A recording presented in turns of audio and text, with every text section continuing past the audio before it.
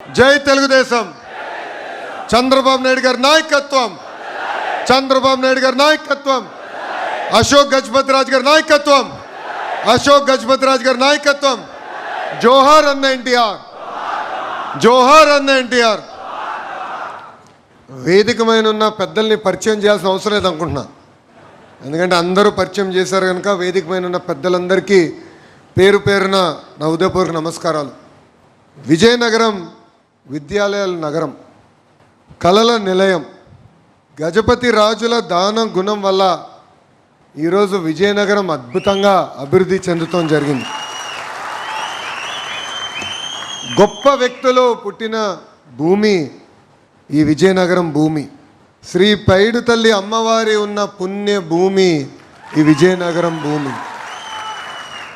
ఈరోజు నాకు ఒక విషయం అర్థమైంది. విజయనగరం కోటలో ఎంత పౌరుషం ఉందో విజయనగరం ప్రజల్లో కూడా దానికన్నా ఎక్కువ పౌరుషం ఉంది. నాకు ఒక అలవాటు, నేను ఏ కార్యక్రమానికి వెళ్ళినా కార్యకర్తలను కలిసినా ప్రజల్ని కలిసినా చేతులు ఇస్తా. జనరల్గా చేతులు తిరిగి వస్తాయి, కానీ మీ దగ్గర చేతులు ఇస్తే తిరిగి వచ్చే పరిస్థితి లేదు. మా అక్కనో చెల్లినో తెలియదు, మా అక్క అనుకుంటా అదితి గారు, అక్కకు చూపించా ఎలా గీరేశారో మీరందరూ నా చేయనని. సో అప్పుడే అర్థమైంది విజయనగరం పౌరుషం అంటే ఈ దెబ్బ ఎవ్వరూ కోలుకోలేరని. విజయనగరం నియోజకవర్గం అంటే తెలుగుదేశం, తెలుగుదేశం పార్టీ అంటేనే విజయనగరం.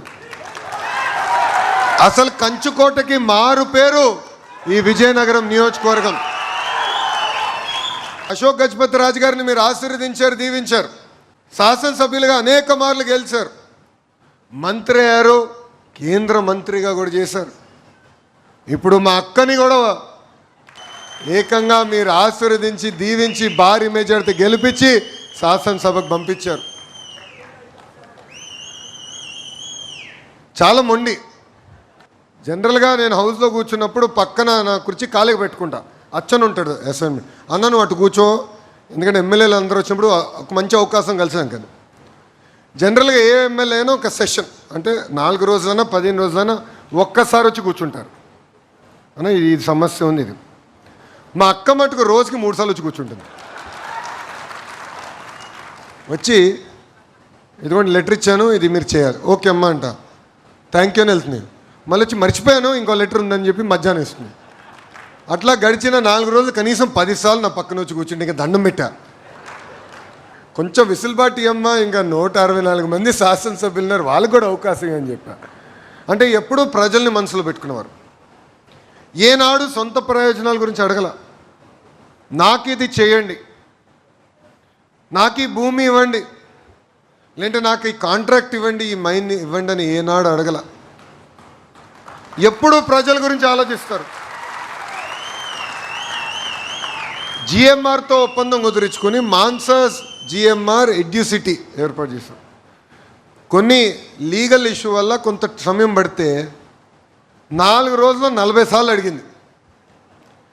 చివరికి నేను వినట్లేదని వాట్సాప్ మెసేజ్ పెట్టి ఇదే అగ్రిమెంట్ 80% మీరు చేయించాలి, బాధ్యత మీది, మన పిల్లలకి ఏవియేషన్లో అద్భుతంగా ఉద్యోగాలు ఉపాధి కల్పించాలంటే ఆ ఎడ్యుసిటీ. ఇది ఎందుకు చెప్తున్నానంటే ఈరోజు ఏక్రం గురించి కొట్టుకునే పరిస్థితులు. అలాంటిది ఆ ఎడ్యుసిటీకి 150 ఎకరాలు దానం చేసిన గొప్ప కుటుంబం మన గజపతి రాజు గారి కుటుంబం. ఇంకా అశోక్ గారి గురించి ఎంత చెప్పినా తక్కువే. ఆయన నానో కారులో తిరిగిన రాజసం మట్టుకు రోల్స్ రాయ్స్ లాగా ఉంటుంది అబ్బా. ఆయన ఆశీర్వాదం తీసుకుందాం, ఎందుకంటే చాలా పవిత్రమైన మనసు. ఎప్పుడు పార్టీ గురించి, కార్యకర్తల గురించి, ప్రజల గురించి ఆలోచించే వ్యక్తి తప్ప వేరే ఆలోచన ఆయనకి ఎప్పుడు రాదు.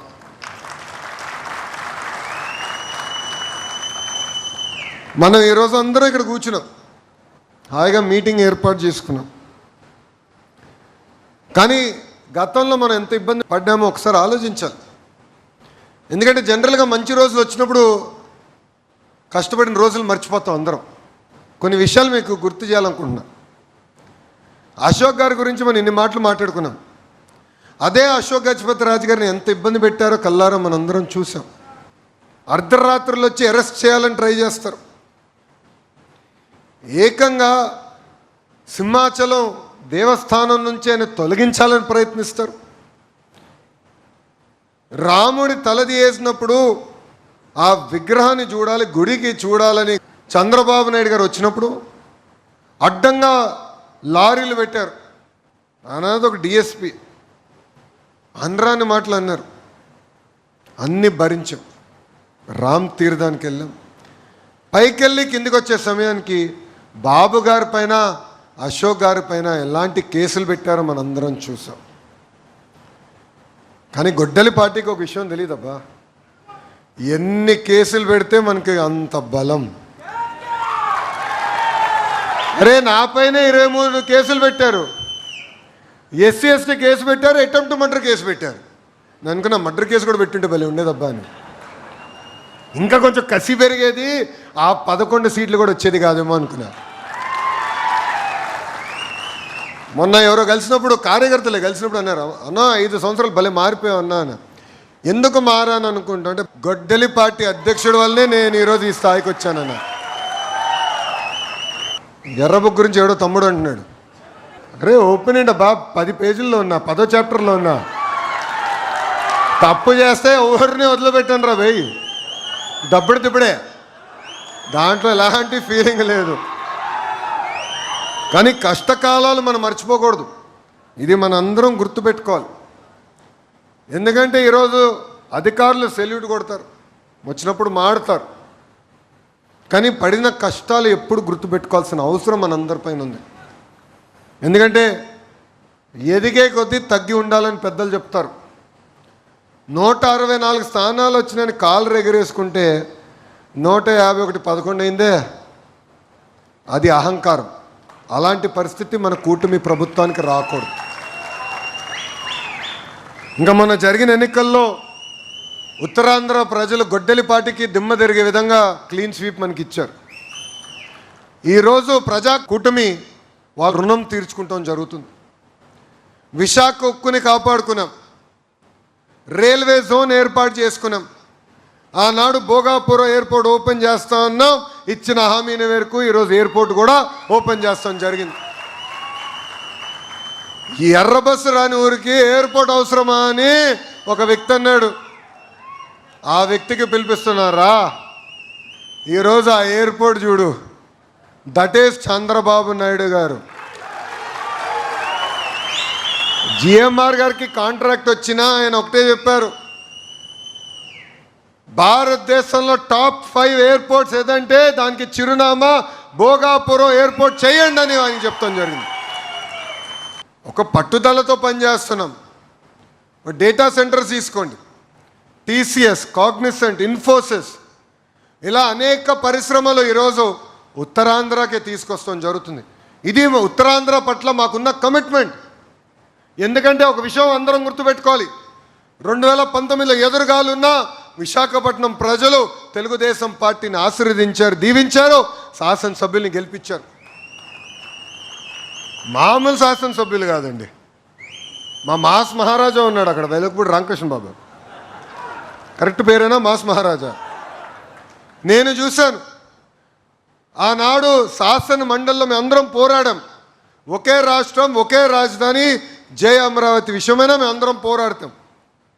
బాబు గారు గ్యాలరీకి వచ్చారు, ఏకంగా గొడ్డలిపాటి అధ్యక్షుడు వాళ్ళ శాసనసభ్యులు పంపించారు బాబు గారి పైన, ఎగతాళి చేయండి ఆయన అక్కడి నుంచి వెళ్ళిపోవాలని. చాలా అండర్ ఎస్టిమేట్ చేశాడబ్బా మన నాయకుడిని. బాబు గారు మహాముండి కదల్లా, కానీ ఆయనకి అండగా నిలబడింది శాసనసభ్యులు, అది విశాఖపట్నం చెందిన శాసనసభ్యులు. ఒక పక్కన విశాఖపట్నం, ఇంకో పక్కన ప్రకాశం, ఇద్దరు ఒక గోడలాగా నిలబడి ఎప్పుడు బాబు గారి గురించి ఆలోచించారు. అందుకే మా పైన బాధ్యత ఉంది. ఇక్కడ ఉన్న కార్యకర్తలు ఒక విషయం ఆలోచించమంటున్నాం, ఇంత బాధ్యతగా మన పరిశ్రమలు తీసుకొస్తుంటే, కంపెనీలు తీసుకొస్తుంటే, ఏకంగా వైకాపా పార్టీకి చెందిన ఒక ఎంపీ గురుమూర్తి ఆయన పేరు, ఆయన కోర్టుకు వెళ్ళి కేసు వేసి కాగ్నిసెంట్కి ఇచ్చిన భూమి తిరిగి ప్రభుత్వం తీసుకోవాలని చెప్తాం జరిగింది. అప్పుడు సీజే గారు ఒక మంచి మాట చెప్పారు, అరే ఇచ్చింది కాగ్నిసెంట్ కదా నీకేంటి అని ఏకంగా కేసు డిస్మిస్ చేశారు. అంటే వీళ్ళు ఎలాంటి వాళ్ళు? అభివృద్ధి చెందకూడదు, డిఎస్సి జరగకూడదు, అన్నిటిపైన కేసులు పెట్టి వాళ్ళు ఎట్టి పరిస్థితి ఆపాలని ప్రయత్నిస్తున్నారు. అంటే కుట్రలు కుట్రంతలు. సొంత బాబాయిని వాళ్ళే లేపేసి ఆ నింద మన పైన వేశారు. మనందరం చూసాం. నారాసుడ రక్త చరిత్రను ఆ పనికిమాల దొంగ పేపర్ ఒకటి ఏడిసింది. బాబు గారు హాఫ్ పెట్టి గొడ్డలి ఆయన చేయిలో పెట్టి ఏదో చేశాడని. ఈరోజు ఏకంగా ఈడీ ఎవరి ఇంటికి వెళ్ళిందండి? వాళ్ళ పార్టీకి చెందిన ఎంపీ ఇంటికి వెళ్ళి డబ్బులు దొరికినాయి. అన్ని వివరాలు తీసుకున్నాడు. చూడండి, ఇది కోడికత్తి డ్రామా చూసాం. దాని తర్వాత గులకరాయి కూడా చూసాం. అది ఏమో స్పెషల్ గులకరాయి, స్పెషల్ గులకరాయి. ఎందుకంటున్నానంటే ఎవడన్నా రాయేస్తే ఇక్కడ తగులుతుంది, పడిపోతుంది. లేదు, ఇది ఇక్కడ తగిలింది. మళ్ళీ ఇటు నుంచి వెళ్ళి పక్కన ఒక జోకర్లే, పేరు చెప్తే వేస్ట్ ఆఫ్ టైం, ఒక జోకర్ ఉన్నాడు. ఆ జోకర్కి ఇక్కడ తగిలింది, మళ్ళీ ఇటు వెళ్ళి ఇటు తగిలిందంట. ఎందుకంటే ఒకరోజు ఇక్కడ ప్యాచ్ చేసుకున్నాడు, రెండో రోజు ఇటు ప్యాచ్ చేసుకున్నాడు. అరే అంటే వీళ్ళు డ్రామాలు ఎంతవరకు వెళ్తారు దానికి ఇది ఒక ఉదాహరణ. ఇది అందరూ మీకు ఎందుకు చెప్తున్నా అంటే అప్రమత్తంగా ఉండాలి. మనం రైట్ రాయల్గా రాజకీయాలు చేసేవాళ్ళం. మనకి కుళ్ళు కుతంత్రాలు మనకు తెలియవు. మనందరం ఏమనుకుంటే అన్ని పార్టీలు ఇలానే స్ట్రైట్గా ఉంటాయని. వైకాపా పార్టీ అలాంటిది కాదండి. అది నిండా రౌడీలు, గంజాయి సరఫరా చేసేవాళ్ళు, ఫ్యాక్షన్ రాజకీయ నాయకులు ఉన్న పార్టీ. సో వాళ్ళ ఆలోచనలు ఎప్పుడు అలానే ఉంటాయి. రౌడీల చుట్టూ ఎవరు ఉంటారు? రౌడీలే ఉంటారు. ఫ్యాక్షనిస్ట్ చుట్టూ ఎవరు ఉంటారు? ఫ్యాక్షనిస్టే ఉంటారు. ఇది గుర్తుపెట్టుకోవాలి. వాళ్ళు చేస్తున్న తప్పుడు ప్రచారాన్ని తిప్పికొట్టాల్సిన బాధ్యత ఇక్కడున్న ప్రతి కార్యకర్త పైన ఉంది. 2025 మహానాడులో మారుతున్న కాలానికి 6 శాసనాలు మనం ప్రకటించుకున్నాం. ఆ 6 శాసనాల్లో నాకు మనసుకు దగ్గరున్న శాసనం కార్యకర్తనే మా అధినేత అని. దయచేసి వేదిక మీద ఉన్న పెద్దలు చూడండి. అటు పక్కన ఎంపీ గారు కానివ్వండి, పాలిట్ బ్యూరో సభ్యురాలు కానివ్వండి, ఈరోజు ఎత్తుక్కుంటూ పార్టీ వాళ్ళని గమనించి గుర్తించి ఈరోజు వాళ్ళకి సముచిత స్థానం కల్పిస్తుంది. భారతదేశంలో ఏ పార్టీ కూడా కార్యకర్తలకి యాక్సిడెంట్ ఇన్సూరెన్స్ ఇవ్వట్ల. 160 కోట్ల రూపాయలు కార్యకర్తల సంక్షేమం కోసం ఖర్చు పెట్టిన ఏకైక పార్టీ మన తెలుగుదేశం పార్టీ. ఇదే పార్టీకి కార్యకర్తల పట్ల ఉన్న కమిట్మెంట్. మనం చూసాం, ఒక అంజిరెడ్డి తాత, మంజులా గారిని చూసాం, ఒక తోట చంద్రయ్య గారిని చూసాం. వాళ్ళందరినీ మనం స్ఫూర్తిగా తీసుకోవాల్సిన అవసరం ఉంది. ఎందుకంటే మెడపై కత్తి పెట్టి వాళ్ళ నాయకుడికి వాళ్ళ పార్టీకి జై కొట్టమంటే జై తెలుగుదేశం, జై చంద్రబాబు అని ప్రాణాలు కోల్పోయాడే తోట చంద్రయ్య మనందరికీ స్ఫూర్తి. ఆ క్షణం కానీ ఆయన వాళ్ళ పార్టీకి జై చెప్పుంటే ఈరోజు బతుకుండేవాడు. కానీ చెప్పలా. అదే వాళ్ళ అబ్బాయికి చట్టాల్ని సవరించి వైకాపా వాళ్ళు కౌన్సిల్ అడ్డుపడినా ఆ బిల్లుకి ఆమోదం తెలిపి వాళ్ళ అబ్బాయికి ఉద్యోగం కూడా ఇచ్చిన ఘనత మన తెలుగుదేశం పార్టీది. నేను ఆ రోజు మాట్లాడా, క్యాబినెట్లో కూడా పవన్ అన్న కలిసా, చెప్పా అన్నకి, అన్న ఇట్లా వస్తుంది క్యాబినెట్ ఐటమ్, మీకు కూడా తెలియాల్సిన అవసరం ఉందంటే అన్నాడు. అద్భుతమైన ఆలోచన, తీసుకురండి, మేము కూడా మనస్ఫూర్తిగా సపోర్ట్ చేస్తామని చెప్తాం జరిగింది. అంటే ఒక కమిట్మెంట్, ఒక పట్టుదల ఎప్పుడు ఉంటుంది. అభివృద్ధి సంక్షేమం అనేది ప్రజాప్రభుత్వానికి జోడెద్దుల బండి. ఒక పెన్షన్ విషయం తీసుకోండి, 4,000 రూపాయలు ఇస్తున్నాం. భారతదేశంలోని ఏ రాష్ట్రం కూడా 4,000 రూపాయలు ఇవ్వట్లేదు, ఒక ఆంధ్ర రాష్ట్రమే ఇస్తుంది. తల్లికి వందనం, ఇంట్లో ఎంతమంది బిడ్డలు ఉంటే అంతమందికి ఇస్తున్నాం. స్త్రీ శక్తి కింద ఉచితంగా ఆర్టీసీలో ప్రయాణించే హక్కు మహిళలు కల్పించాం. దీపం పథకం చేశాం. అదేవిధంగా మన మత్స్యకారుల భరోసా అందిస్తున్నాం. ఆటో వాళ్ళ సేవలో వాళ్ళకి డబ్బులు ఇస్తున్నాం. ఏకంగా చేనేత సోదరులకి 200 యూనిట్లు ఉచితంగా కరెంట్ ఇస్తున్నాం. అన్న క్యాంటీన్లు తిరిగి ప్రారంభించాం. సో అద్భుతమైన సంక్షేమ కార్యక్రమాలు ఒక పక్కన, ఇంకో పక్కన అభివృద్ధి కార్యక్రమాలు కూడా మనం చేసుకుంటూ వెళ్తున్నాం. గడిచిన 2 సంవత్సరాలు మనం కరెంటు ఛార్జీలు పెంచుతాం కాదు కదా, 13 పైసలు కరెంటు ఛార్జీలు కూడా తగ్గిస్తాం జరిగింది. రోడ్లు వేస్తున్నాం. కానీ అట్లనే అన్నీ పూర్తి చేసాం అనట్లా, ఎందుకంటే ఆర్థిక ఇబ్బందులు ఉన్నాయి. ఈరోజు ₹1 ప్రభుత్వానికి ఆదాయం వస్తే 99 పైసలు జీతాలు పెన్షన్లకే సరిపోతుంది. అన్ని కష్టాలున్నా అధిగమించుకుని ఈరోజు అభివృద్ధి సంక్షేమం చేస్తున్నాం. ముందు ముందు చేయాల్సిన కార్యక్రమాలు కూడా పూర్తి చేస్తాం. డిఎస్సి ద్వారా 16,000 ఉద్యోగాలు, 6,000 కానిస్టేబుల్ ఉద్యోగాలు, ఇప్పుడు ఏకంగా జాబ్ క్యాలెండర్ ద్వారా 10,000 ఉద్యోగాలు నిరుద్యోగ యువకులకి నేరుగా అందిస్తున్నాం. పెట్టుబడులు తీసుకొస్తున్నాం. అనేక పేర్లు ఇప్పటికీ చెప్పాను. అంటే ఒక పట్టుదల,